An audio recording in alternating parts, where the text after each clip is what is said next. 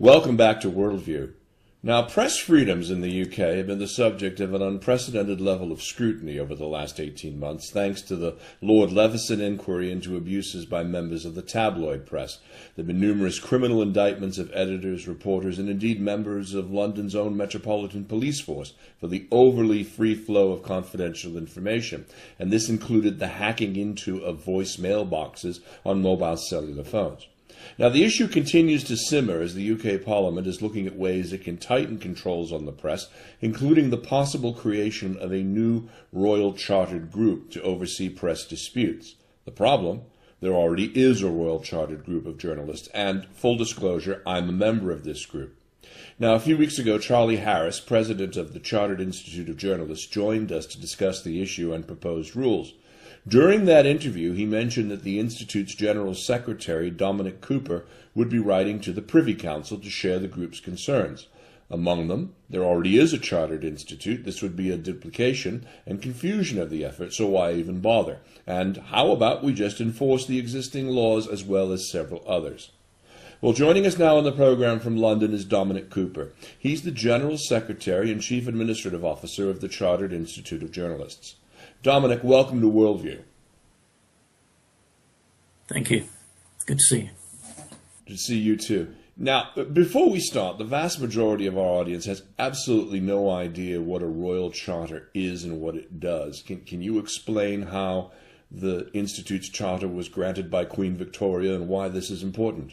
Well, charters are invariably given to organisations of significant note to constitute them really in some kind of formal way. The Institute was given its, or awarded its, Royal Charter by Queen Victoria in 1890, just because it sought to bring some kind of ethical stance to the industry back in those times. Now, you wrote a detailed position paper to the Privy Council, and we all question and wonder what that is and does. Perhaps you can tell us briefly what the Privy Council is and what it is in theory that it is supposed to do. Well, the Privy Council is a formal body of advisors to the Sovereign, which is the Queen, basically. So they advise the Queen on matters that are pertaining to the day, if you like, and they also oversee the issue of royal charters and the governance of organisations that have charters already.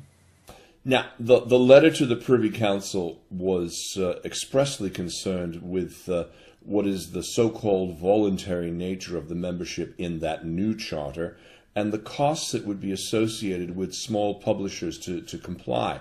Tell us a little bit more about that objection. Well, one of the issues of regulation of the press in the UK, and one we're trying to keep, is that it's a voluntary system whereby publishers seek to sign up because they wish to, rather than being forced to. Now, the provisions of the Crime and Courts Act 2003, I think it is, specifically give the courts an option to impose exemplary damages to any publisher who is not part of a formal regulator, which seems to go against the whole notion of a voluntary system. If they're being coerced, if you like, to join a regulator, it seems to fly in the face of the fact that the regulator should be voluntary or admission. And for the purpose of people that are outside of the UK, when you say exemplary damages, what does that term mean? It means they can award higher damages to anybody that brings a case against a publisher and wins. It also means that anybody that brings a case against a publisher and loses, the publisher can be forced to pay the costs of the case because they're not part of a regulator.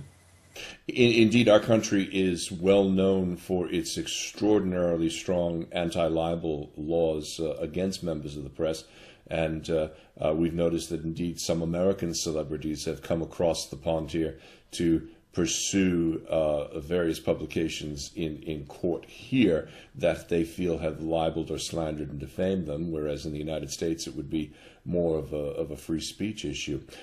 Does this new charter do anything to strengthen the libel actions? Well, not the charters itself.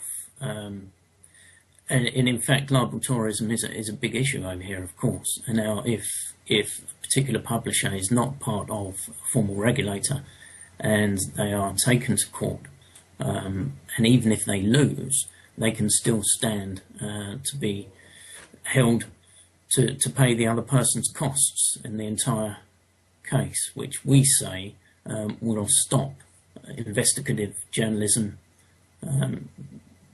in the UK by a number of publishers who cannot afford to run the risk of being taken to court. We're speaking with Dominic Cooper, General Secretary of the Chartered Institute of Journalists, on Worldview with Denis Campbell. Dominic, our institute already has a very strong code of conduct for membership. It's something that my colleagues in the group and I take very seriously. I guess the broader question is rather simply, how can one enforce good conduct? Well, that's an issue. We say it's by education, really. There are also laws, as you pointed out earlier, that cover conduct of the press in the UK. In fact, many of the instances that happened pre-Leveson, that caused the Leveson Inquiry, were already covered by laws in the UK. The laws just weren't enforced enough. And part of our argument is that if you want, you don't necessarily need stronger regulation. What you need is stronger enforcement of some of those laws to bring these excesses under control. Dominic, in reading your letter to the Privy Council, there seem to be a number of governance and constitutional issues, and I know we don't want to dive too deeply into the weeds here, but I know the Institute's very concerned about a second Royal Chartered Institute. Talk us through why the Institute is concerned and what a second Chartered Institute might mean in terms of confusion and duplicate coverage, and could it harm our existing group?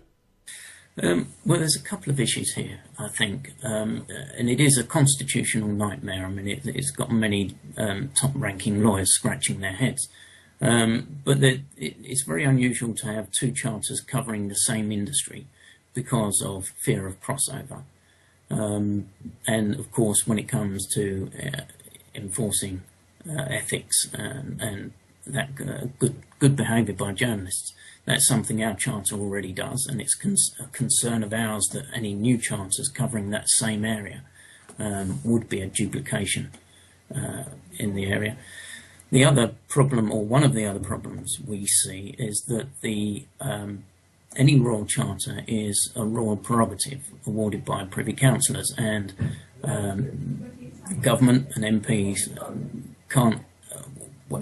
wouldn't normally have any great say over the issuing or the running of a chartered organisation. However, the government's charter expressly gives permission to MPs to make any alterations, if they wish, to the royal chartered body. Now, that seems to be a constitutional nightmare when MPs don't, as I just said, don't normally have any power to intervene on the royal charter. It is purely the prerogative of the Crown through the Privy Council.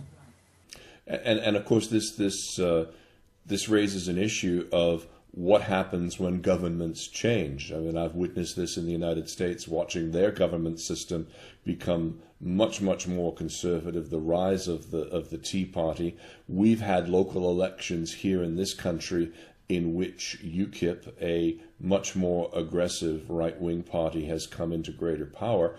What if we are faced with a government down the line that has a very strong anti-press bent? Could they somehow become involved in this issue and muddy it further? Well, this is a very real fear. If you look at the figures, the government's charter says it can be changed by a 2/3 majority of Parliament agreeing to the change. But of course, there aren't many people in the world that like journalists, and getting a 2/3 majority won't be that difficult should they wish to. So yes, it's a real fear that a future government might change it, which is one of our main concerns. But there's another issue here, and that is, it's well known in the UK that any government in situ at the moment, at the time, cannot bind its successors in any way.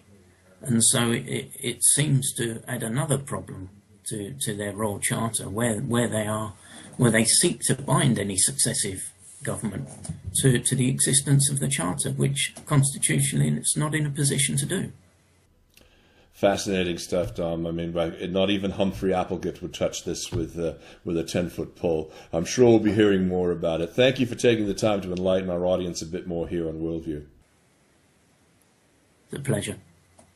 We've been speaking with Dominic Cooper. He's the General Secretary of the Chartered Institute of Journalists. Now, you can follow the Institute on their Twitter feed at CIoJournalist. That's C, Charlie, I, Indigo, O, Oscar, Journalist, one word. And their website is www.cioj.co.uk. Now, coming up, it's the Monday Line on Friday, wondering whether the U.S. Department of Justice missed the IRS scandal whilst busily prosecuting Wisconsin milk farmer Vernon Hershberger. You're watching Worldview with Denis Campbell. Stay right here.